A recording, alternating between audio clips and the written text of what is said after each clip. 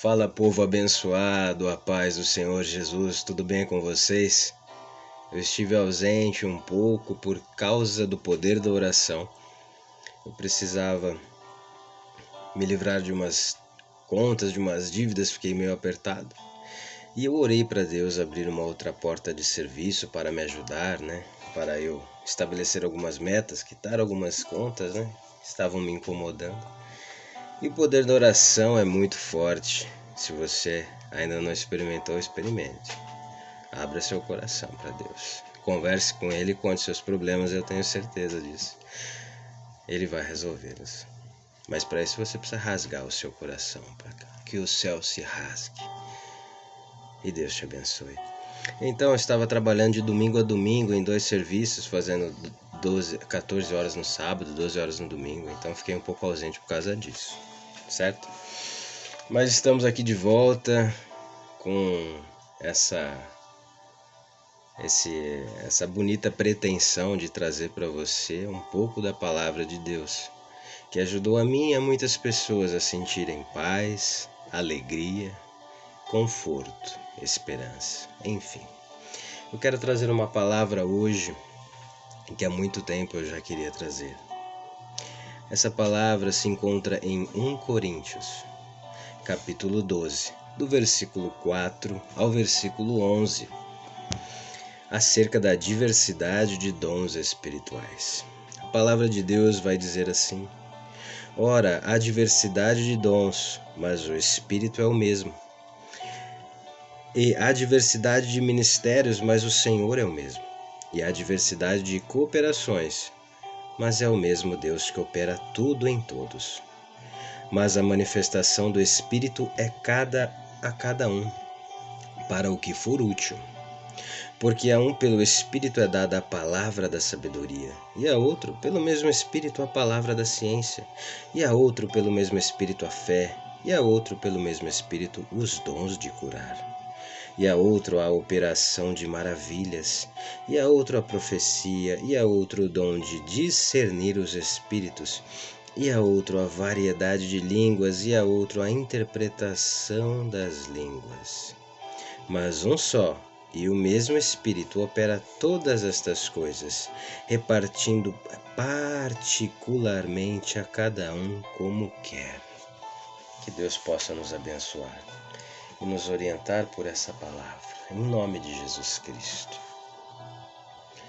Eu quero trazer para vocês uma série de comparações, analogias, certo?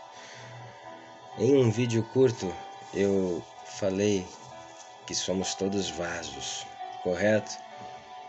E eu fui em frente a uma marmoraria, uma fábrica, e estavam lá vasos feitos de um tipo de material.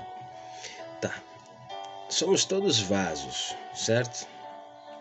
Somos todos vasos criados por Deus. Só que cada vaso é de um jeito. Ou seja, cada pessoa tem a sua personalidade, as suas características, as suas particularidades, correto? Vamos pensar então aqui numa fábrica de vasos, o oleiro que faz os vasos. Vamos fazer a primeira diferenciação. Vamos supor que existam vários tipos de vaso pela diferença de material feito. Existe o vaso de cimento, existe o vaso de barro, existe o vaso de madeira, existe o vaso de bronze. Isso daí já é uma diferença. O tipo do material que ele é feito já vai dizer muita coisa. Mas não vamos nos apegar muito a essa comparação. Vamos pensar. Sabemos que cada vaso pode ser feito de um tipo de material, mas tudo bem, não vamos nos prender a esse pensamento. Vamos trazer uma palavra hoje menos universalista e mais para quem está na igreja já. Mas se você não estiver, o importante é você buscar o Espírito Santo de Deus, a oração e ler a Bíblia. Isso, o foco principal é Jesus. Eu, com muita alegria, digo que eu sou da Assembleia de Deus Belém. Eu gosto muito de estar lá. Enfim, vamos supor que você está dentro da igreja. Dentro da igreja somos todos vasos, só que cada vaso é de um jeito, tem um formato, tem uma curva, foi moldado, feito pelo oleiro, cada um à sua maneira. Cada um à sua maneira. Existem vasos lisos, vasos que têm contorno, vasos maiores, vasos pequenos. Vamos supor que o oleiro está criando o vaso e ele sabe que aquele vaso precisa, para secar, para terminar aquele trabalho bonito dele e ter aquele formato, ele tem que deixar o vaso ali no sol, para pegar um pouco de sol e secar melhor. Vamos fazer uma comparação então. O oleiro pega o vaso e sabe que aquele vaso tem que ficar um tempo no sol para ele secar. Se o vaso sair do sol no tempo que não era para sair, ele pode ser que ele se espatife, que ele trinque, que ao longo dos dias, como ele não passou por aquele processo, né, de formação, de maturação, de secagem correta, pode ser que ele tenha sua vida útil menor ainda, pode ser que ele quebre, porque ele não ficou tempo suficiente no sol. E o que isso quer dizer?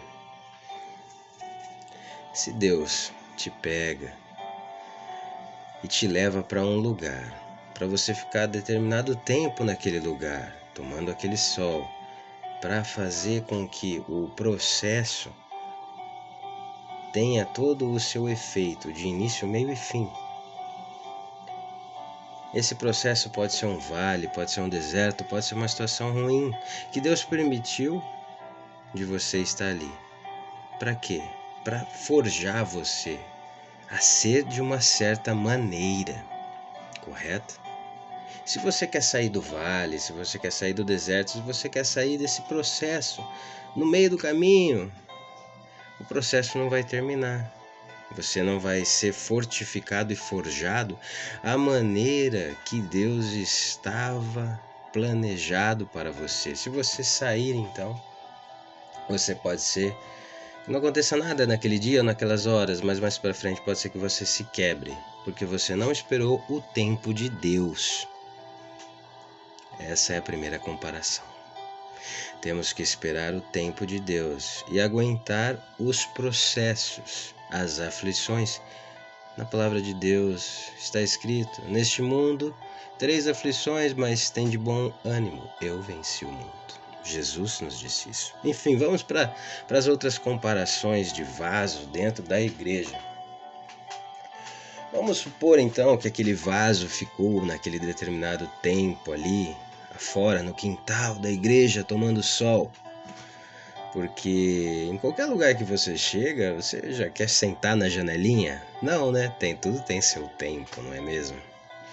E o tempo é de Deus. Em Eclesiastes 3 vai dizer: quem determina o tempo é Deus.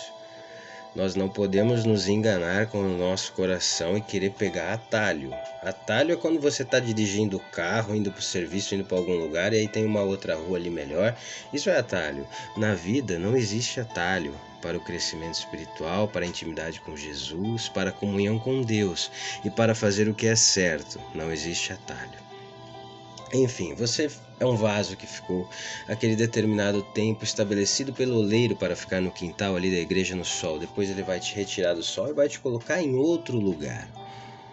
Aí você repara que você está dentro, vamos supor, dentro da igreja ali, num determinado local,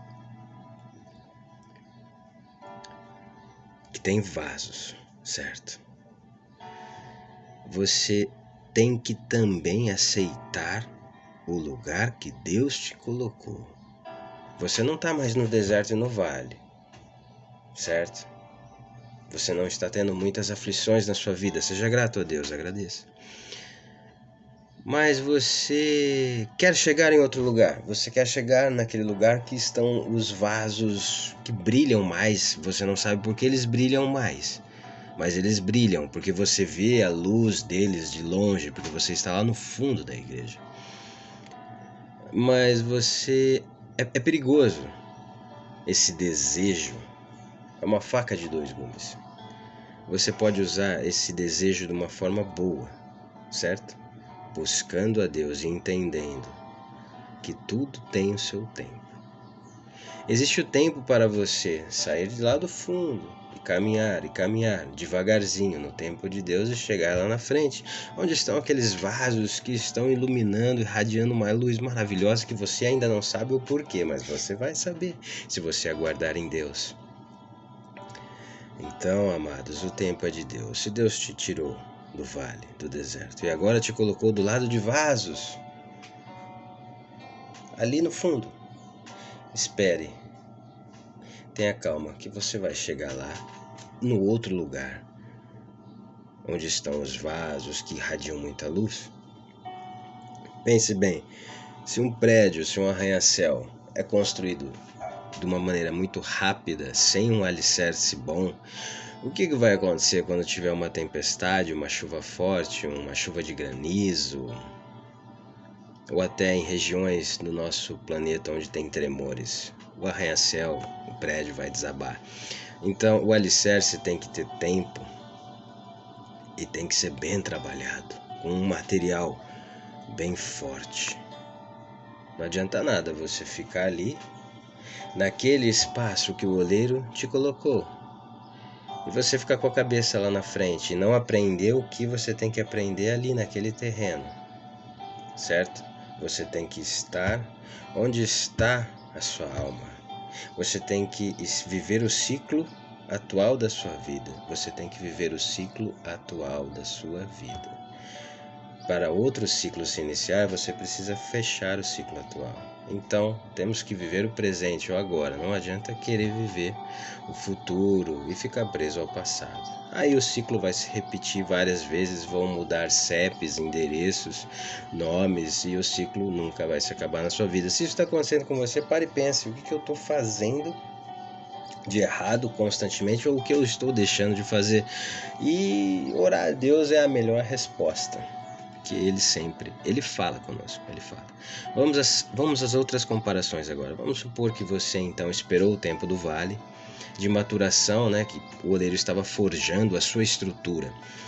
Ok, o oleiro te mudou de lugar, você não se incomodou, você não teve falta de humildade, você não teve ambição pejorativa de querer chegar onde os vasos mais luminosos estão. Você soube entender que o oleiro te colocou ali naquele lugar para aprender algumas coisas e você aprendeu, certo? Então, quando você menos espera, o oleiro pega você é um vaso, e ele leva você para a oficina dele ali de novo, para trabalhar mais alguma coisa na estrutura. Agora você está entendendo. Opa, parece que ele vai me modificar. O que ele vai fazer comigo? Opa, ele está me modificando, ele está pegando algo luminoso. Vamos pensar nessas coisas luminosas como pedras preciosas. Existem muitas, vamos tentar lembrar o nome de algumas aqui: diamante, pérola, jaspe, esmeralda, rubi, quartzo.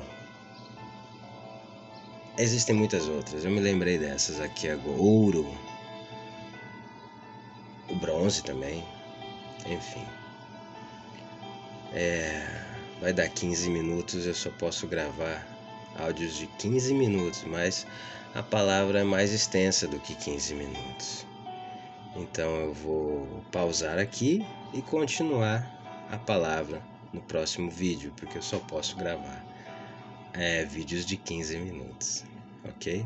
Vou pausar aqui e vou continuar essa mesma palavra no próximo vídeo. Não foge não, fica aí, hein?